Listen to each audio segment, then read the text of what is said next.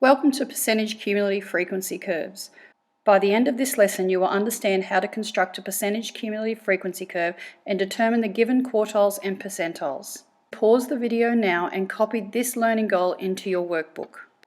You will come across two new words during this lesson, percentile and quartile.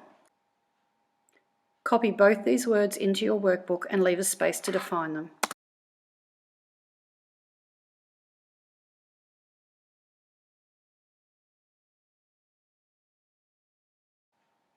Using the formula below, you will convert group data to a percentage and draw this on a percentage cumulative frequency curve. This is similar to the cumulative frequency curve from last lesson. However, there will be percentages rather than just a cumulative frequency.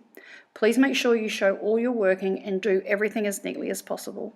Pause the video when you are asked and complete your theory sheet. Before beginning to look at percentage cumulative frequency curves, it's important that you notice the relationship between the percentiles and a quartile.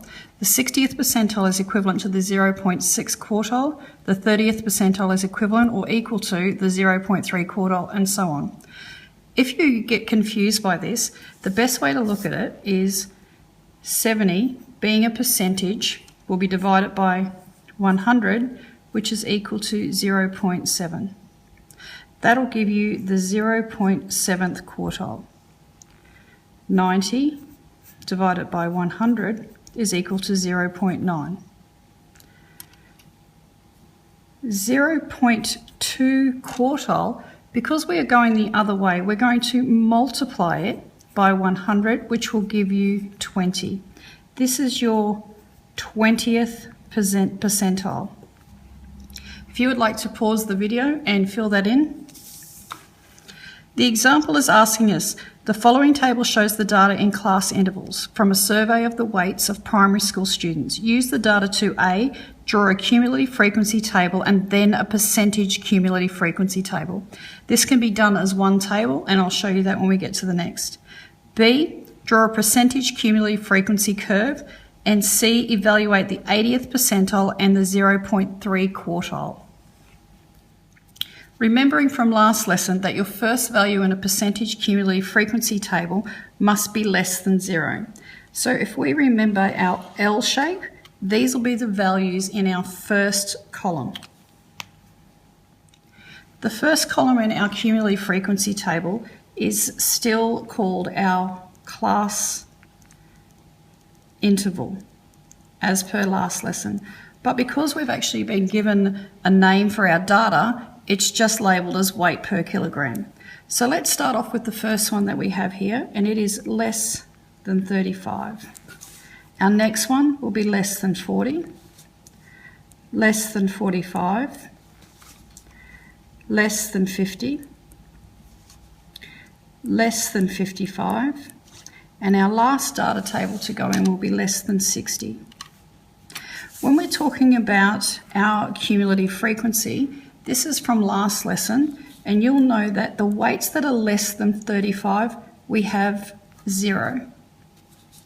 If we look at the weights that are less than 40, so 40 and under will be 8. Under 45 will be 5 plus 8 because we're adding our numbers as we go. We have 13. Now we have 13 plus our next value, which will give us 17. Less than 50 will give us 17 plus our next value, which will add up to 22. And less than 60 will give us a total of 25. That's not the end of our table. We've been asked to do a percentage cumulative frequency table. So if we go back to this part of our theory sheet, you'll see that we've been given a formula. Percentage cumulative frequency is equal to cumulative frequency divided by the total number of results multiplied by 100%. We need to do that exactly the same way to get the percentage. The first one you should be able to do in your head. So we have 0 as our cumulative frequency divided by the total number of results, which is 25, multiplied by 100 is equal to 0%. Our next one is 8 over 25 multiplied by 100 is equal to, use your calculator for this, press your fraction button, 8 on the top, 25 on the bottom, press your across button, multiplied by 100 is equal to 32. It's equal to 32%. Let's fill in all the details and then you can pause the video and add in the percentages. 13 over 25 multiplied by 100 is equal to 17 over 25 multiplied by 100 is equal to 22 over 25 multiplied by 100 is equal to, the next one should be easy for you, 25 over 25 multiplied by 100 is equal to 100%. So if you would like to pause the video now and fill in those results, and then we'll move on. Once you've got those percentages filled in, you're ready to move to the next step. You'll see that step number B is asking us to draw a percentage cumulative frequency curve. It's important that you start your percentage frequency curve in lead pencil, just to make sure you don't make any mistakes. Our bottom graph, or along here, this is where our class interval goes, and for this example, our class interval is weight in kilograms. The side is going to be our percentage cumulative frequency. So if you have a look along the bottom here, we have weights that go in 35, 40, 45, 50, 55 and 60. I'm going to do mine 35, 40, 45, 50, 55 and 60. This is our percentage cumulative frequency up the side. Always start at 0 and I'll go in 20s. 20, 40, 60, 80, 100. Only when you've done that and you've worked out exactly where everything goes, you'll draw your axes. You'll notice now that I've drawn my axis in pen and I've labelled my diagram, but just as importantly, I've given it a title. I've gotten that title from the original question. Now, what they're asking me to do is do a percentage cumulative frequency curve. So if I have a look at my first weight, they're asking me how many students weigh less than 35 kilograms. We know that's going to be 0%. How many students weigh less than 40 kilograms? That's going to come in at 32%, so I'm guessing probably about there. 52%, which is for 45. For 50, we're looking at 68%. That would be 60, that's 70, just under for 68. 55. We're looking at 88%, 80, 90, just under.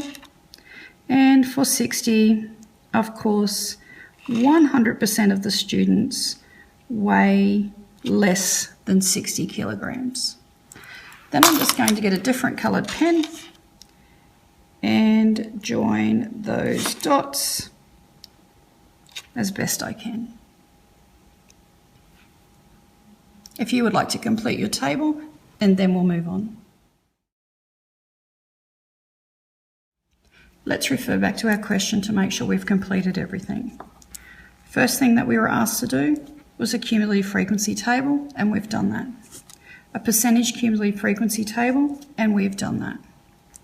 Now they're asking us to draw a percentage cumulative frequency curve, and that was our graph, so we have done that. The next thing that we've been asked to do is evaluate or find the 80th percentile and the 0.3 quartile. The only way we can do that is by using our percentage frequency curve.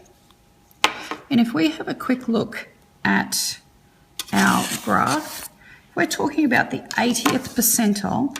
We're talking about this section here. So if I use my ruler and draw a line, just a dotted line will be fine, all the way across until I get to my curve, and then I'm going to go straight down until I get to there. This one here is coming up at about 53. Now the next one's asking us to look at the 0.3 quartile. So remember, if we've got a quartile that's 0.3, we're going to multiply it by 100, which equals 30%. So we're looking at the 30th percentile, which is the same as the 0.3 quartile. And again, all I'm going to do is use my ruler, draw a line,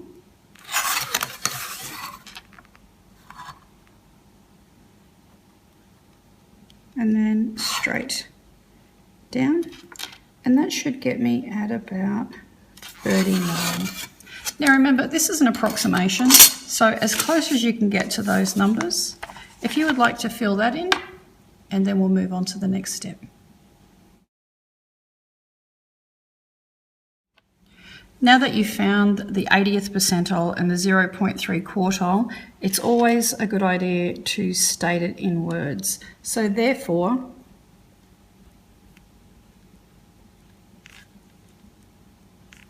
the 80th percentile is approximately equal to 53, and remember the kilograms, therefore 0.3 quartile is approximately equal to 39, and once again, kilograms.